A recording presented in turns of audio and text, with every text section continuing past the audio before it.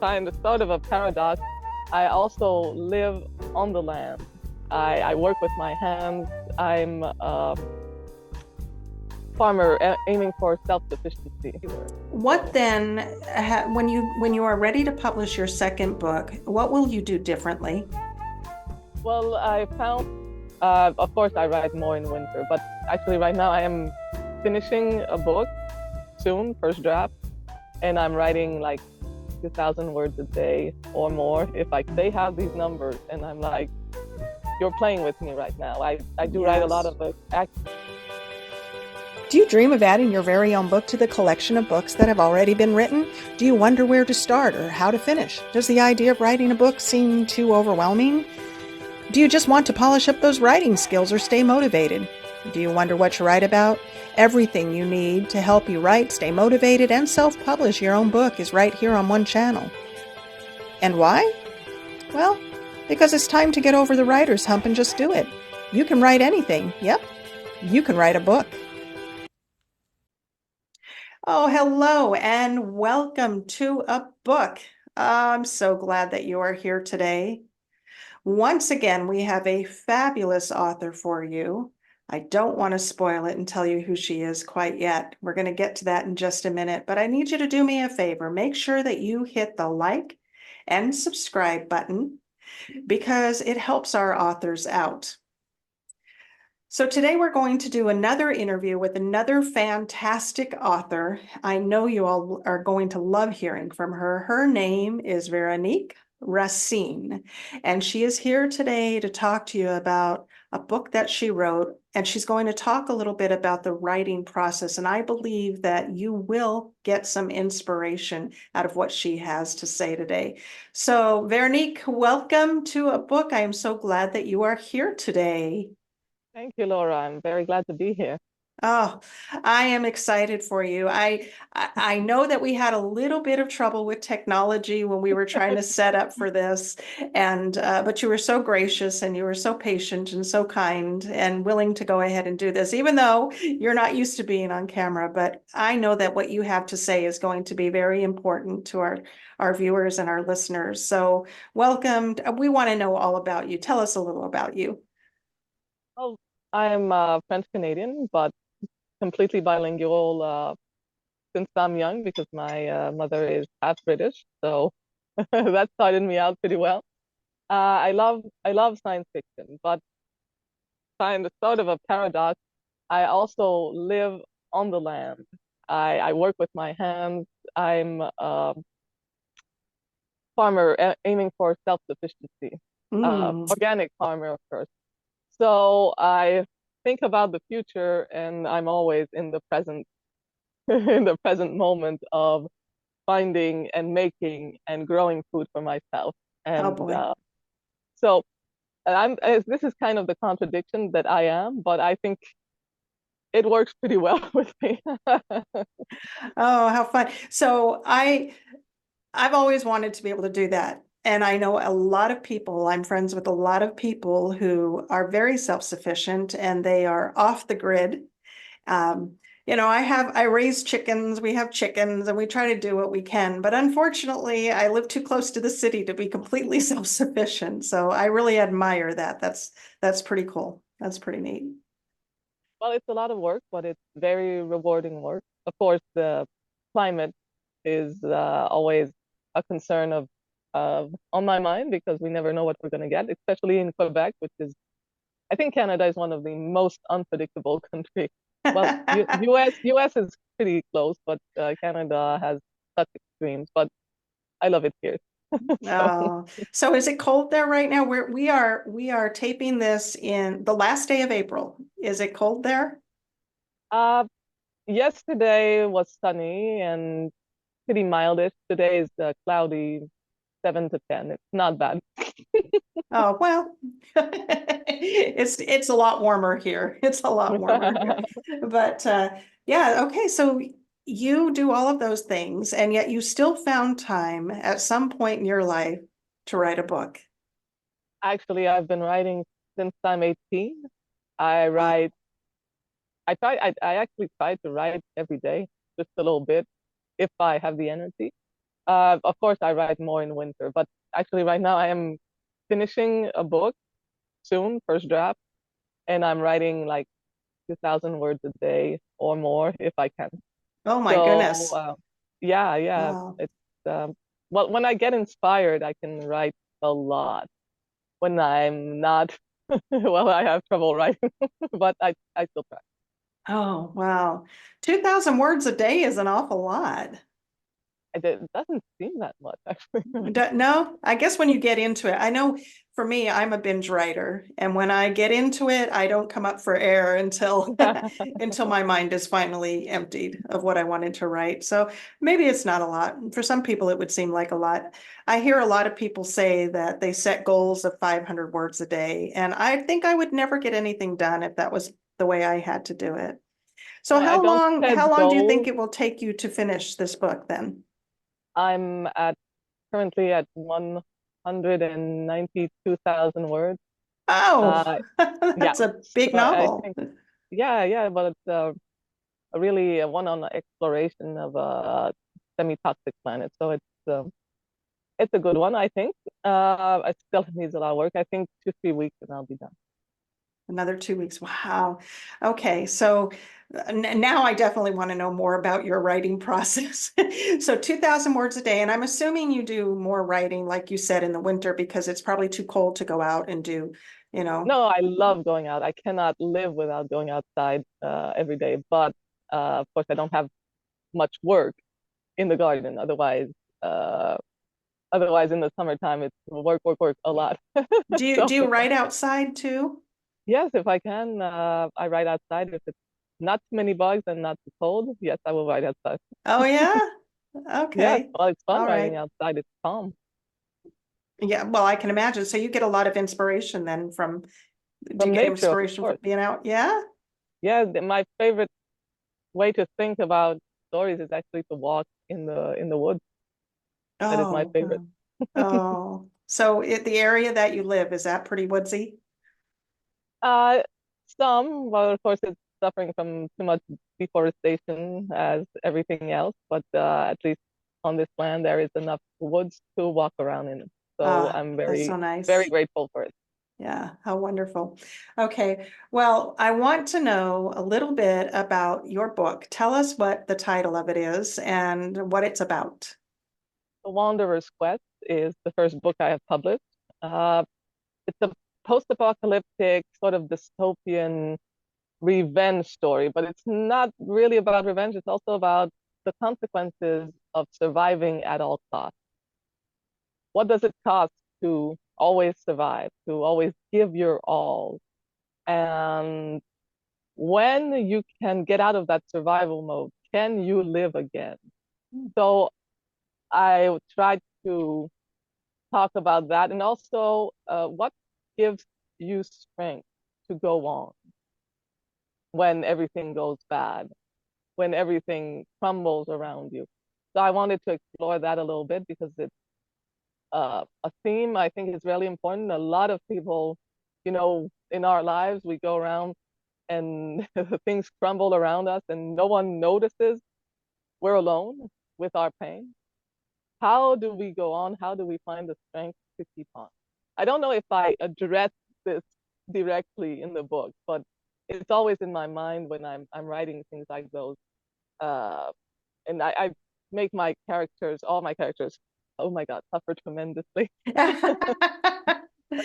They are not fortunate to be my characters, but I think to come out of it, there are some good points. I think I write some good points that are not seen in Hollywood, let's say. So tell me where the inspiration for this book came. Well, part of it was uh, the pandemic, actually, because it I started it when the pandemic started, or a few months after, with the premise of what if this time it was the real time that everything goes wrong and it Mm. keeps going wrong. I mean, when everyone was in lockdown and things like that, I was not affected because I live in the countryside, so it was a little bit like seeing it from a distance. Uh, it seemed a little crazy for me. Mm. because I Yes. was not affected, or barely, just the mass, uh, how do we call it? I forgot how it was called. Well, mask obligation Mm. in stores and stuff. So I tried to stay away from stores as much as possible, more than I already did. But seen from that light, what would happen if this would really be the time it doesn't stop? So that was my premise. Uh, I also had a friend, which I dedicated the book to, and the main character is very partially based on him. His Because I'm an atheist, pretty much, but my book deals about faith and how people who are born in faith find strength in reconnecting to their faith or lose faith. So it's a little bit about that, and part of it came from inspiration from talking with him. So yeah, that's pretty much what I want to say. But I get inspiration from a bit of anything. Once there was Mm. 3 weeks of clouds, and I got the inspiration to write a novel from it. Uh, you know, it's interesting that you talk about the pandemic being something that gave you inspiration. I think there were so many books that came out of that. So many people decided now's the time that they wanted to write. First off, they had time to write. But it's interesting that you say that, because I, at that point, during when the pandemic first started, I had never written a fictional book. All of my books were nonfiction. But I too had a post-apocalyptic book roaming around in my head. And I started on that, and I was so sure that I was going to finish it. But the world did not turn out the way I thought it was going to. And so it felt to me like the book it just wouldn't come anymore. I got to a certain point and I had nowhere left to go with the story, because I think I was counting on current events to sort of move my inspiration along. And when things didn't go that way, then I gave up on it. And it's funny we're talking about this, because I was just telling my husband, we were having a conversation about this book. And I said, yeah, that's a project maybe I should look at again. I had sort of abandoned that. And he said, he vaguely remembered me working on that. So it's interesting that I'm impressed that you actually followed through with that. Yeah. Well, I I have lots of ideas that I keep in I don't know, a ledger book of ideas. But when one story really strikes me, I feel I need to finish it to the end and not start another, start another. I do write some short stories in between that kind of affect my writing, or participate in writing contests, but mostly I stick to it until I'm done. Oh, okay. All right. Well, fascinating. That's very interesting. So the inspiration came to you then through the pandemic and everything that was happening in that. And like I said, so many people. I've interviewed quite a few people who wrote their books during the pandemic, because either they got inspiration from what was going on in the world around them, or they had time. And what better time than when you're locked down and you can't go to work and you can't go anywhere than then to sit down and actually get a book out. Well, Absolutely. what was it like after you completed the book to get that published? What was that process like for you? Uh, Kind of, let's say difficult, but difficult because I had never decided to publish anything. I mean, I wrote more than 20 years without even really thinking about publishing, because I knew first when I was young, I knew I had to improve my writing. And then I got a computer actually. I wrote longhand. Oh I wrote boy. on paper. Yeah, for just before the pandemic, I got home internet and a computer. And I started having friends on Facebook and kind of testing my writing with them, because my friends and my family knew my writing, but pretty much only them. And I wondered, would a total stranger like what I write? Mm. Would it interest them? Would they understand my way of thinking, or is it just family that can't understand this crazy head? So I realized that no, they did find it compelling and interesting and moving. And they all said that I had a definite talent with Mm. words. So it kind of got me thinking maybe more people would appreciate what I do, how I write. And I'm not saying I'm perfect. I know I need to improve. I keep improving, and that's the fun part actually of writing, that you can always improve and not stagnate in self arrogance or something. Anyway, Yeah. Oh so my. uh, then I did not know much about. I googled and I saw that the big companies do not accept without agents Mm. any submission, and I made mistakes because I'm not supposed, actually by contract I'm not supposed to talk against them, but I went with a hybrid publisher. Now the reason I went with a hybrid publisher is because I compared uh, the royalties, which I get 25% Uh, instead of 5 to 15 or something like that for normal publishing. And I didn't know much about Amazon. I don't know much about formatting. I'm actually having to learn now. uh, and that is Yeah, such a beast, isn't it? yes, yes. But it's always fun to learn also, but it's daunting. So the thing is, I did not want to do marketing. Oh, I was like, I'm a shy person. I am. I'm pretty much an introvert, although people who meet me say you're really shy, and then you start talking and talking. You don't stop.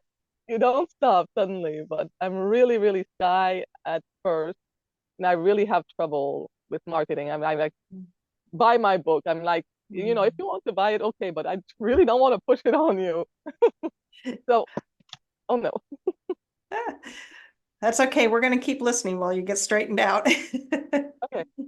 So, they promised marketing.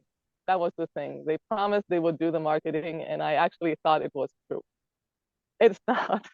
It's not. They do the minimal of marketing. So I'm like, oh, now I do have to market. I do have to do Mhm. this. And now I realize that I'm kind of in a stranglehold, in a chokehold, because they control everything. I can't make the decision, but every effort I make pays them 3 times more than it Yeah. pays me.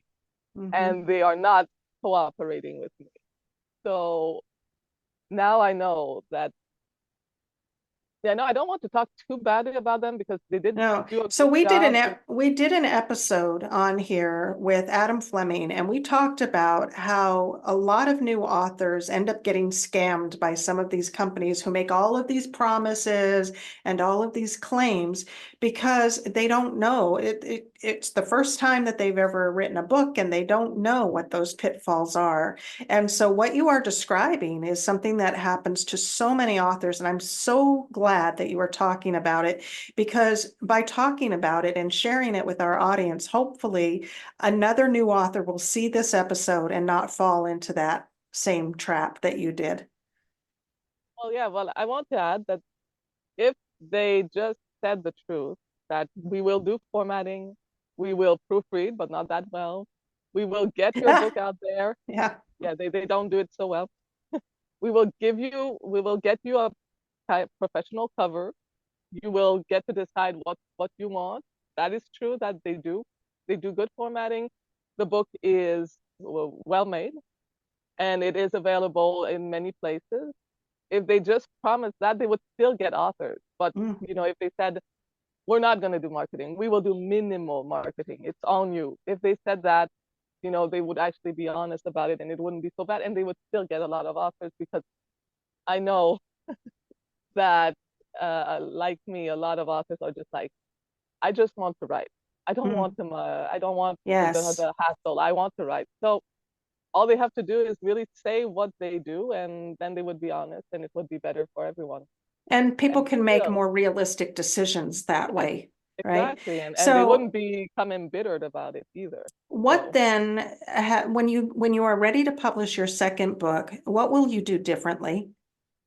well, I found, thanks to some Facebook groups, etc., I found some companies publishing companies that do accept to read without agents. So I'll send out a few submissions, and if that doesn't work, I'll publish it myself through Amazon or Ingram Spark. Yes. Hopefully by then I'll know more about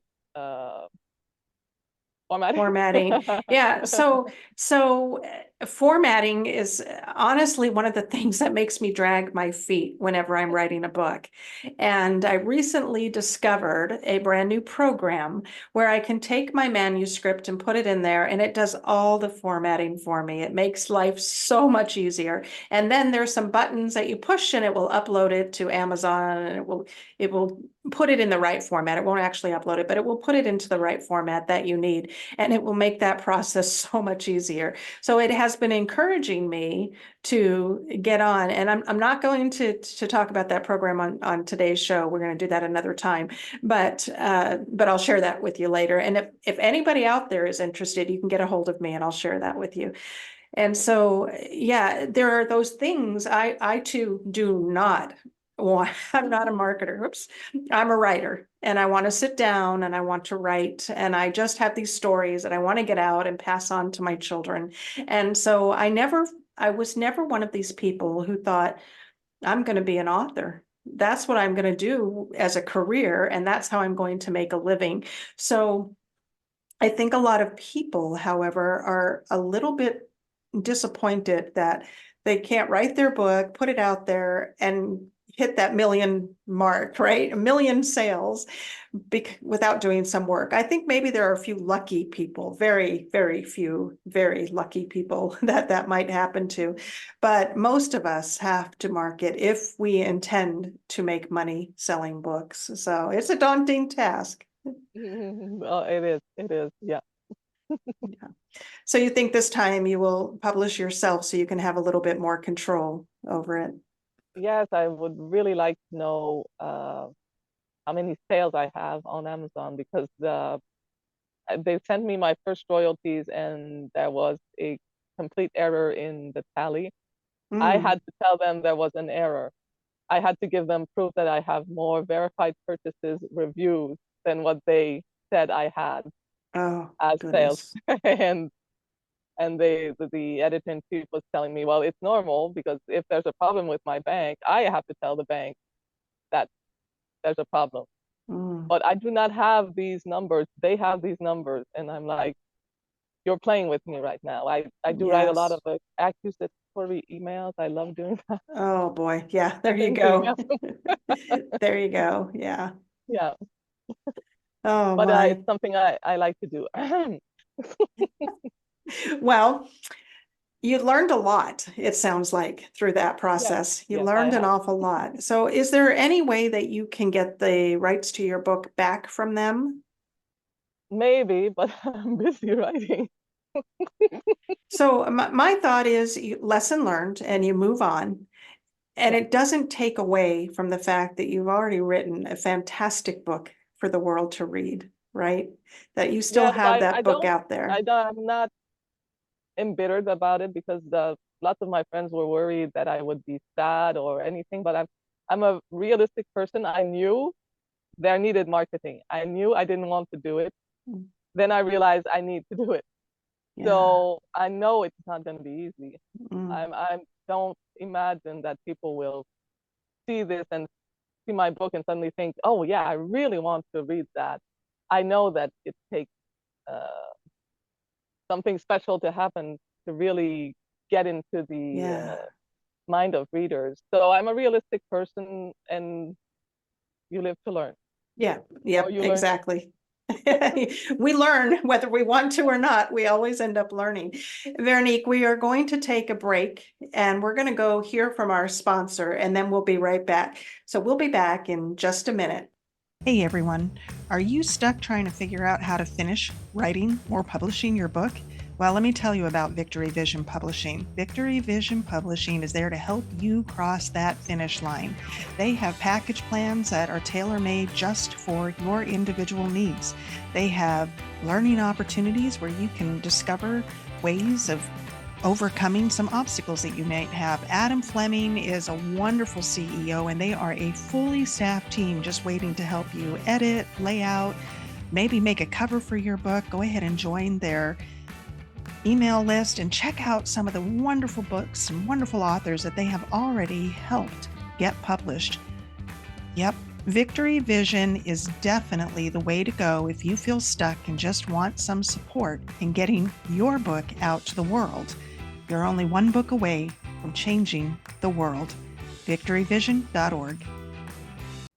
Okay, we are back. We've been speaking with Veronique. She's been talking to us about everything that you went through in trying to get your book published and what you've learned from that.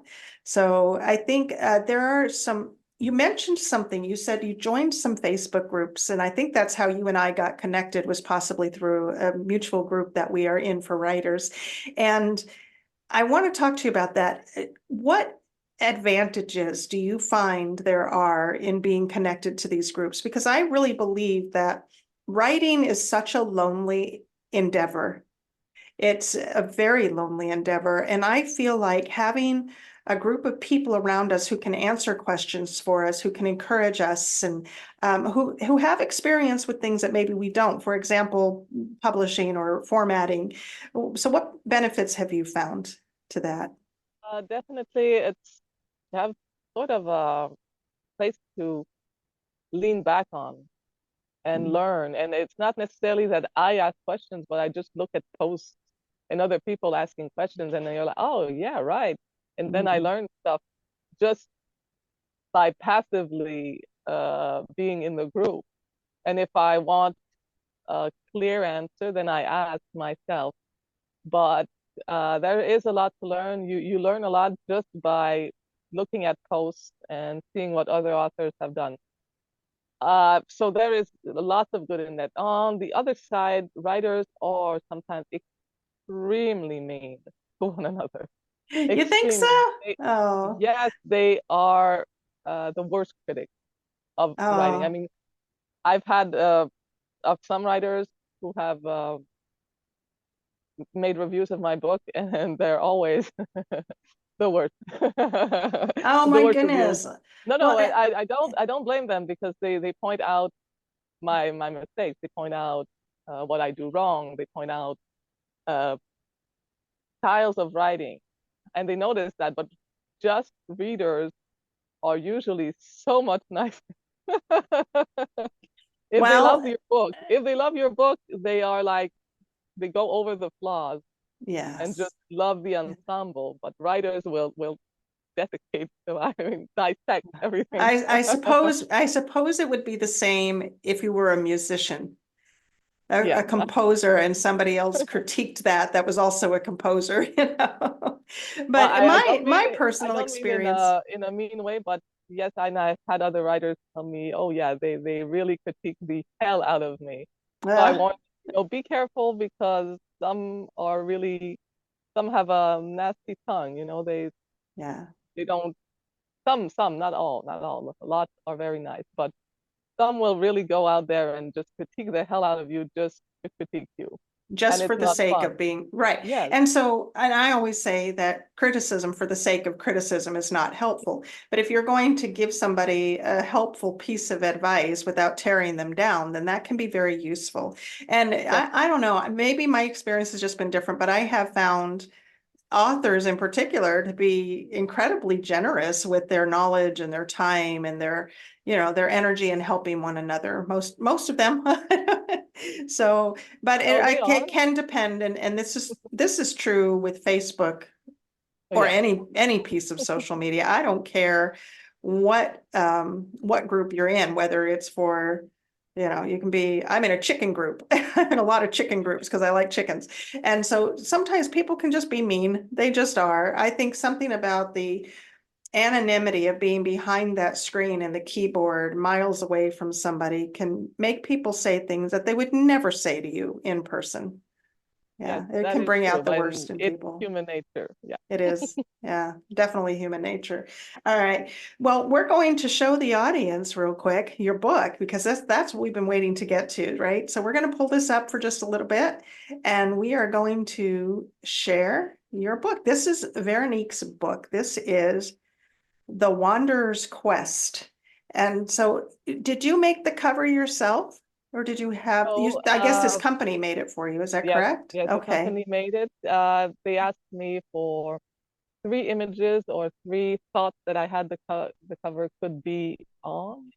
And so I told them about a city because it's vital to the story, a sort of beacon of light, and that's what my favorite was.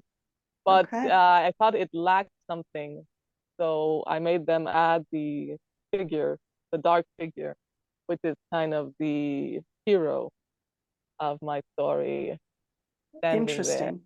Yes. to add this sort of dramatic effect.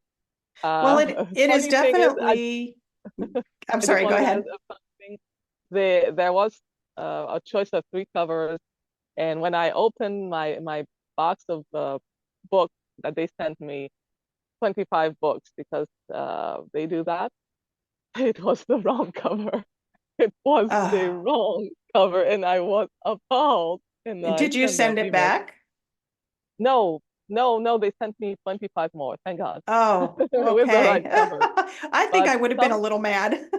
I was really mad because they made me sign a contract that this would be the final cover. Oh, I, boy. I signed things, and then they say, well, mistakes happen. Oh, my goodness. But Well, in the end, it's okay. So tell us about the story without giving any spoilers away. the story is about, uh, well, it's the end of the world, a pandemic, a nuclear war, and the climate change all at once.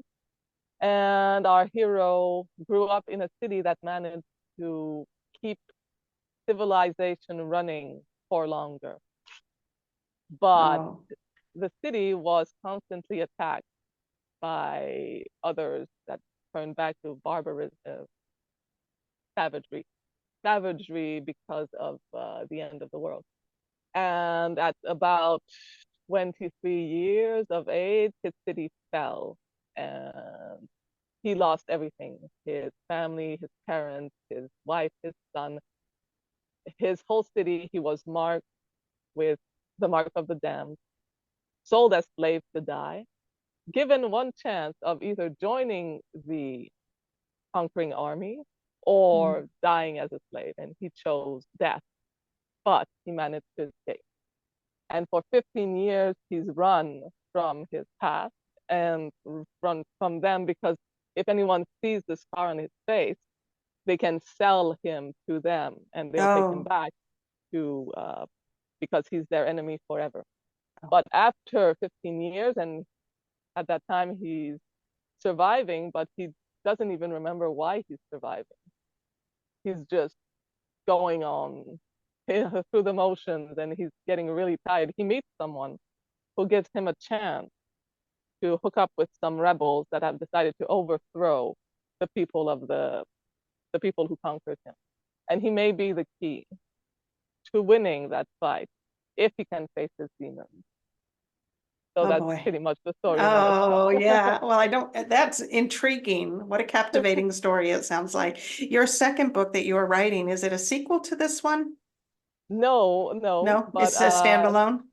yeah, but I've been asked to write a sequel. Oh, are you going to? Have you thought about Yes, that? yes, I Oh, have. But I wow, have how so exciting. many projects lined up. And It's like number 4. oh, I hear that, boy. Every day I think, okay, today's the day I'm going to conquer my project list. And instead I add to it. It's just crazy. If it isn't writing, it's something else, but I have a lot of projects, so I get that. Fun. So tell us what, other than you got the wrong cover, that's terrible. But what was it like for you to get that book and to see your accomplishment in print? What did that feel like? Uh, it felt great. It felt great once I had the right cover. It felt great also because I wrote longhand. So for Uh, longest time, it was in these, let's say, crappy little crappy little dual tanks that I wrote my things. And to finally see those words well printed, like a professional book, mm. made me feel like a professional. Yes, so yes. so it was a Did good you feeling. actually send a handwritten manual to them? A No, no, handwritten no. I had a manuscript? computer. No, I had Oh, a oh, oh, computer that's right. that Okay, yeah, you I said write. that. Yeah. Okay. Yeah. Yeah. I Oh, have not wow. digitalized everything yet. I have not even started actually. I should because I have a lot of good stuff in there, but I'm writing more. So Yeah. Oh boy. Wow. Okay, so you get the book and it's such a great feeling. Who was the first person you told that it was published? Do you uh, remember? well, yeah, I had a friend. Well, I told the friend who inspired partially the character, but I had a friend who was reading everything as I was writing and Oh, encouraging me to publish. And he said I nailed every word. He was really nice oh, about it. So as soon as I got a book, I sent it to him because he actually lives in Bangladesh. He's a lawyer in Bangladesh. oh, And I sent it to him, and he was so happy to get a copy that he could hold oh, in his how hands too. fun. Yeah. Yes. My dear friend and I uh we write together. We write separately, and then we've done a few things kind of together, kind of how we help each other. And so she's always the first one that gets one of my books for sure when they come out. So that's a fun thing. That's exciting. We are going to make sure and leave a description of your book. I'm sorry, that we're going to leave a link in the description. I always get that backwards. Every podcast I do, I get backwards. But we are going to leave a link to your book in the description of this video. Before we do that, I want to go back over and share this with everybody one more time so that they can, let's get out of here, so that they can see where it is. This is on Amazon, and this is The Wanderer's Quest, and you can go check that out. Sounds like a very compelling and captivating story by Veronique Racine, and it's a post-apocalyptic story that I think has quite an intriguing plot to it. And I'm interested in one more question I have for you. Let me stop the screen share here. Tell me how you came up with the character developments. Because as you were describing your character with the scar on the face, I got such a visual from that. So how do you develop your characters?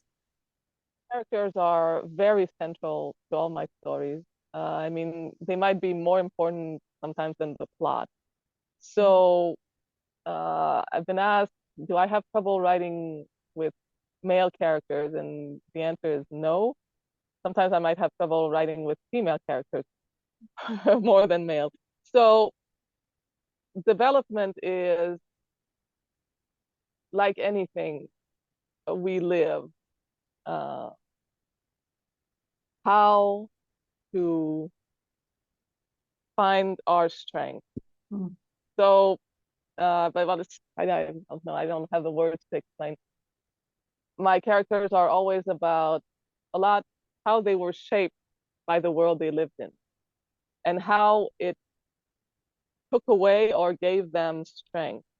okay. And although we are shaped by the world we live in, we also have our personal beliefs in there.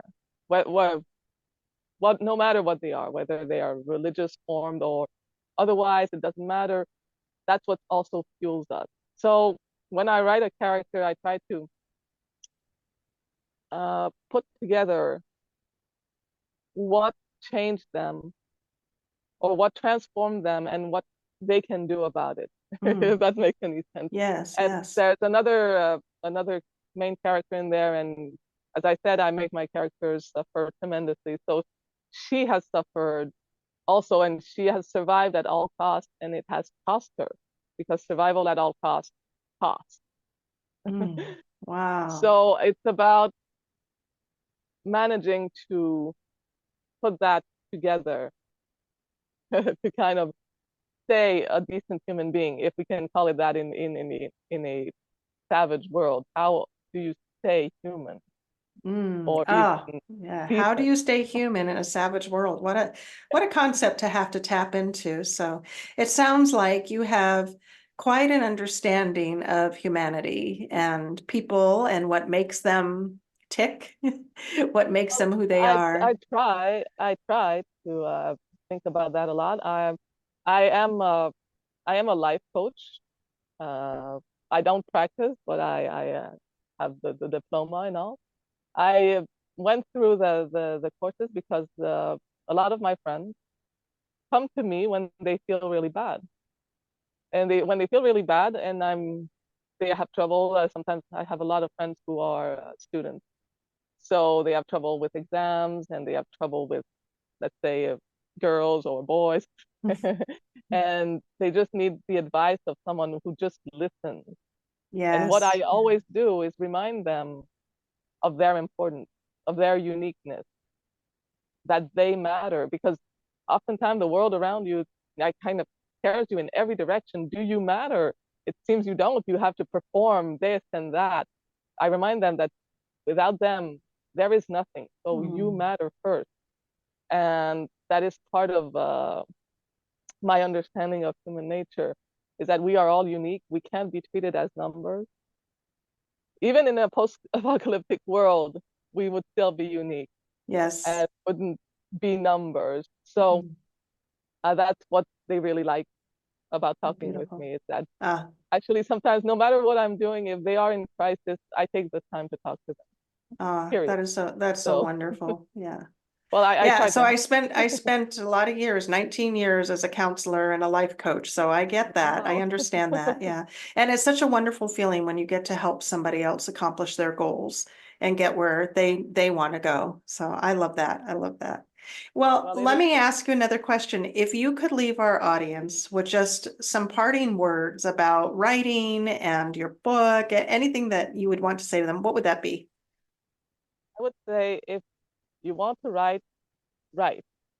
Then if you want to publish, it's going to be hard. But if you Yeah. feel that your book should be out there, that some random stranger in Australia or Great Britain or wherever, or Japan might get something out of this, then go for it, Yes. because that will be a great reward. When I read that someone loved it, someone I don't know, someone I don't have a clue how they think. Yes. I don't have a clue what they live. They don't know me, and they still say this was really good and it really touched me. I'm like, this feeling of little butterflies. Yeah. Yeah. So Yeah. There's no go other for it. feeling like it. Yeah. So you want to write, write. Don't, it's a great hobby. You develop your mind. You think about things a lot. So it develops your intelligence. It's already a plus for you. Hmm. Then, if you think you really have something, and you really want to share it with people, and it's going to be hard. Don't think it will be easy, though. Don't think it will be easy. It will be hard, but it's worth it. Anything Yes. that is worth it is hard. So Yes, absolutely. Yeah. I would say Oh, go for it, but no, it will not be easy. it won't be easy. It's a challenge. It is definitely a challenge. I suppose there are some people out there where, writing is just a breeze for them. It wasn't for me, and it's not for most people. And you know what I found? That it isn't that easy for the really good ones. Those that are really, really good. And it sounds like you are an excellent writer, and I can't wait to see your book. I'm pretty excited about that. Veronique, thank you so much for sharing a part of yourself with us today and for being brave and letting us hear all about your book. And I hope you sell millions of copies because I think it has a potential to be a bestseller. Thanks so much, Laura. Oh, It was great being here. oh, I'm so glad you were here. You have been listening to Veronique Racine today, and what a beautiful woman. And she spoke so well about her book and the writing process. She had so much to say, and I hope that you enjoyed getting to hear from her. It's been a pleasure having you with us today. As always, thank you for listening, and God bless.